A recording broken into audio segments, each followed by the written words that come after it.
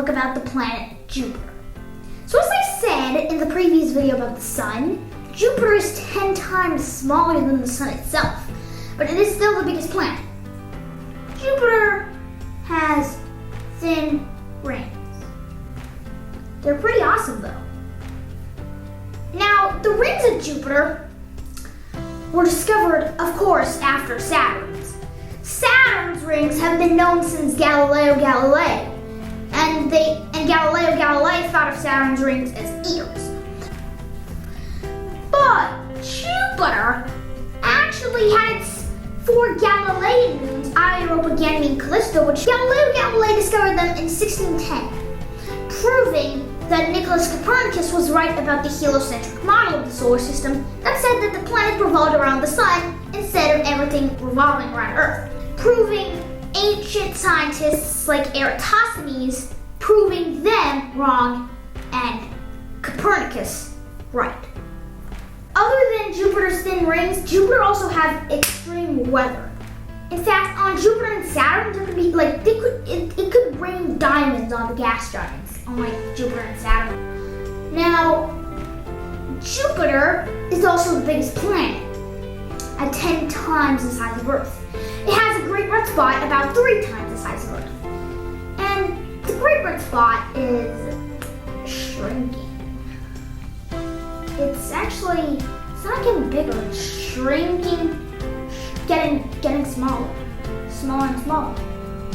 Enough about the great red spot. Now let's move on to the density. Jupiter isn't that dense. It's a 3rd times more dense than water. Even though the Sun has like 27 times the Earth's gravity, Jupiter also has quite a lot of gravity. And that's why its farthest moon is at 75 times the distance from the Earth to the Moon. Earth-Moon right now would be a pixel, when this would be the distance between Jupiter and its farthest moon, S2003J2. Jupiter has bands and zones on it. They revolve in different directions, which is pretty cool for a gas giant. Despite being the biggest planet, Jupiter is actually really far from the Sun.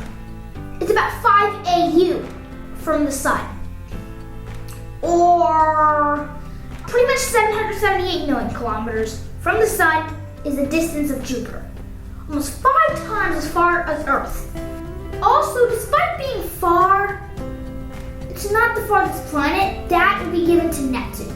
But other than that, Jupiter is the king of the planets and can fit 1,300 Earths inside of it, which is pretty much how many Jupiters can fit inside the Sun. Now, Jupiter is also pretty massive. In fact, it's a lot more massive than Earth, about 300 times as massive as Earth. To be more exact, 318 times as massive. And that's a lot of mass, considering that Earth is 81 moon masses. And Jupiter also takes quite long. In fact, when you're born and Jupiter starts revolving, by the time you're a teenager, Jupiter will have already completed just over 1 rotation. Jupiter takes 12 years to revolve around the Sun.